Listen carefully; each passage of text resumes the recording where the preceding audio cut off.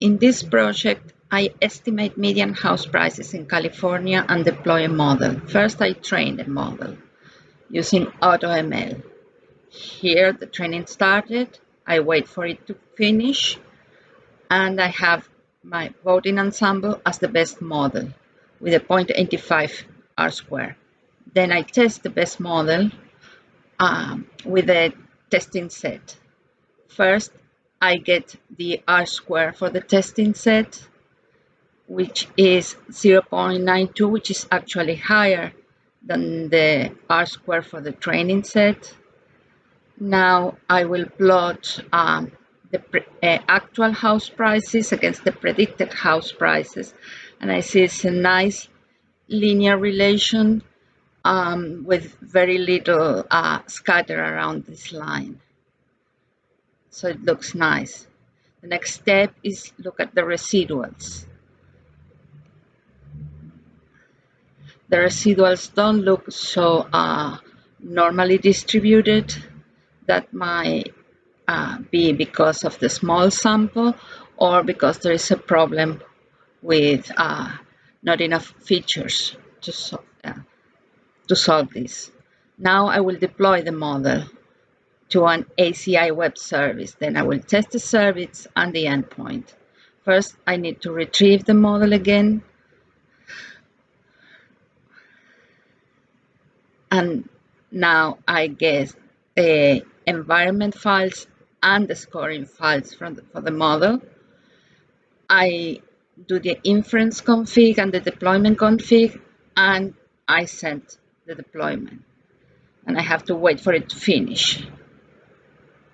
Once the service is deployed and it's healthy, we can check the service in the Azure ML.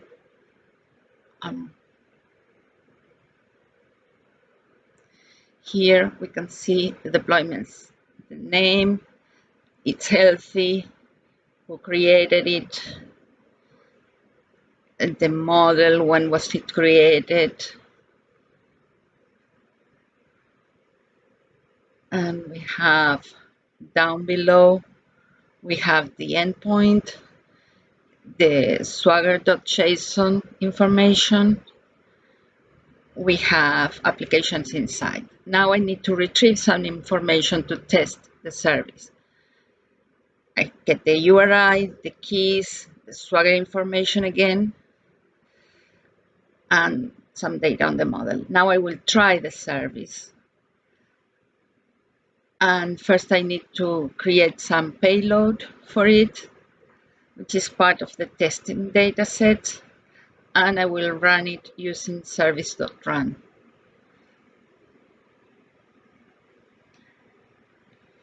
And I get my answer, which are the predicted median values for the houses. Now I will send the request through the endpoint to test the endpoint.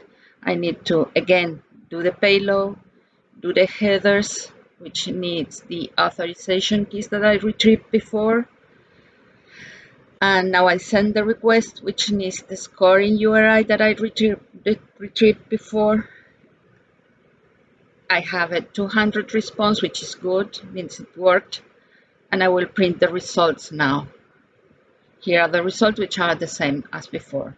Now we monitor the endpoint using applications inside. We go back to the studio and get to applications insights. In here we can see the data for the past hour. We can change that parameter. We see 0 failed requests, 11.63 milliseconds for a response. If we go down a little bit, we can see 8 requests made to the service, and we have more information. We can also check the logs, the deployment logs here, and that's it. That's the model.